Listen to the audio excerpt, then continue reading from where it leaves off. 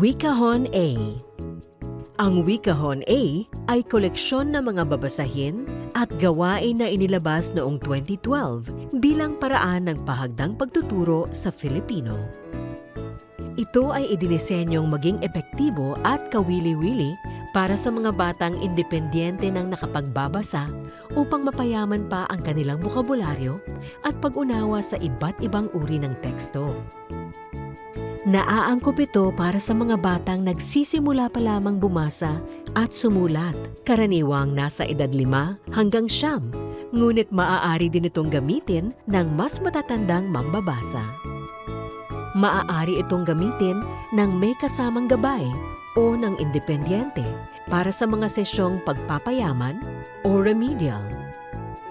Sumusunod ito sa pagtuturo ng wika na nakaangkla sa panitikan at maaaring gamitin bilang natural na lunsaran sa pagpapalawak ng bokabularyo at pag-unawa sa binasa. Ang konteksto ng mga seleksyon ay nakatutulong para maging mas makabuluhan at mas maunlad ang iba pang domain ng literacy tulad ng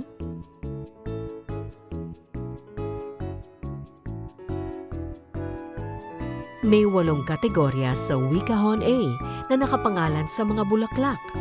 At ang bawat isa ay nagtatampok ng mga temang sumasalamin sa karanasan, kasaysayan, at kulturang Filipino.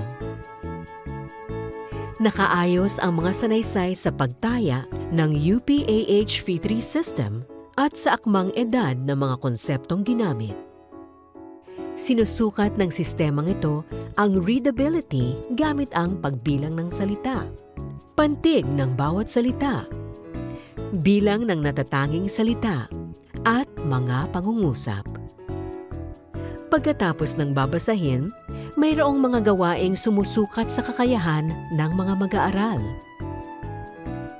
Layunin ng talasalitaan na magturo ng bagong salita at kahulugan at matulungan ang mga mag-aaral na maiugnay ang sarili sa tekstong binasa. Ang paggamit ng mga natutuhang salita naman ay idinagdag upang lalong mapaunlad ang kasanayan sa bokabularyo. Sinusukat nito ang kakayahan sa paggamit ng mga salita sa mga pangungusap na wala sa teksto. Ang pag-unawa sa binasa ay sumasaklaw sa 4 na antas ng pagtatanong at nagbibigay daan sa mga mag-aaral na higit na maunawaan ang binasa. Naglalaman ang Wikahon A ng 2 kopya ng sanggunian ng tamang sagot at 5 kopya ng bawat seleksyon. Para sa mga tanong o gawain na open-ended, responsibilidad ng guro na suriin kung ang sagot o output ay angkop sa paksa ng babasahin at ang marka para dito ay hindi kasama sa pangkalahatang marka ng mag-aaral. Nasa loob din ng kahon ang gabay para sa guro para sa wastong paggamit. Sa likod ng gabay para sa guro, matatagpuan ang nakalaang 3 seleksyon at mga gawain para sa paunang pagsusulit. Ang puntos mula sa paunang pagsusulit ang magtatakda kung saang kategorya magsisimula ang mag-aaral.